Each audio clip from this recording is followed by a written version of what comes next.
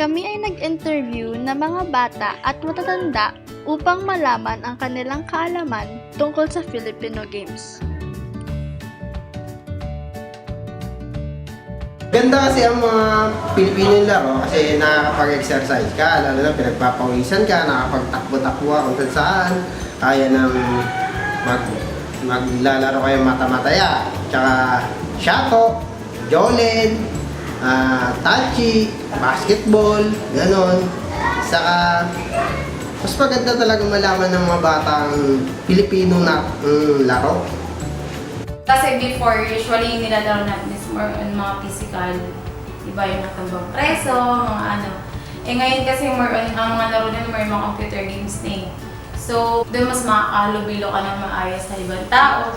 Kasi usually, lalo na ako, laki akong probinsya. So, mas active ako dun sa mga tambang preso, mga loksong baka.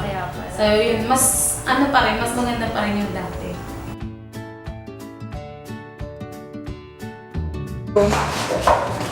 Ang pagkakaiba noon at ngayon, kasi noon, ang mga bata, paglaki masisipag. Ngayon, mga bata, matamad. Yung kapanahonan dati, tapos mga laro lang, mga piko, shato, tapos pupunta sa mga bundok. Ang bata ngayon ay talagang tamad. Ayun, totoo yun. Dahil, yun na nga, dati maglalaro kami, halimbawa shato, takbo-takbo, Chinese, or yun na yun, piko. Pero ngayon, pwede mo na siya malaro sa tablet, o di, nakaupo ka na.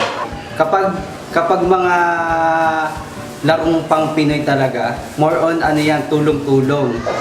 At saka magkakaroon sila ng friends sa ibang lugar at mga friends sa kanilang pamilya, di ba? Makikita mo yung katulad ng patintero, luksong baka, saka 10-20, gano'n. Mga gano'n ba na laro nun? Marami nang ang crime ngayon sa mga nangyayari sa computer games, di ba? Katulad na lang tinatawag ng Dota. May mga nagkakapatayan yan dahil lang sa asaran kasi nga more on brutal yung mga labanan niyan. Kaya makikita mo talaga ang kaibahan ng laro nung nakaraan at ang ngayon.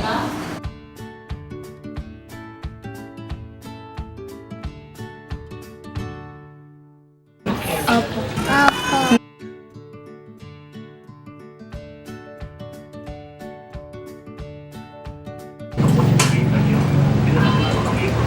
Isang baka,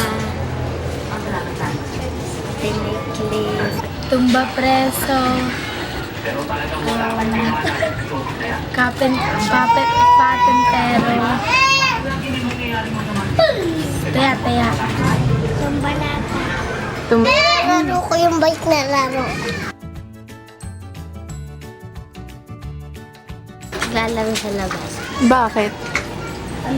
Kasi marami laro. Sa labas. Bakit? Kasi masaya, tsaka maraming kalaro. Ano gusto mo? Yung sa kalsada. Bakit mas gusto mo yun? Natuklasan namin na hindi pa namamatay ang diwa ng Filipino games sa mga bata.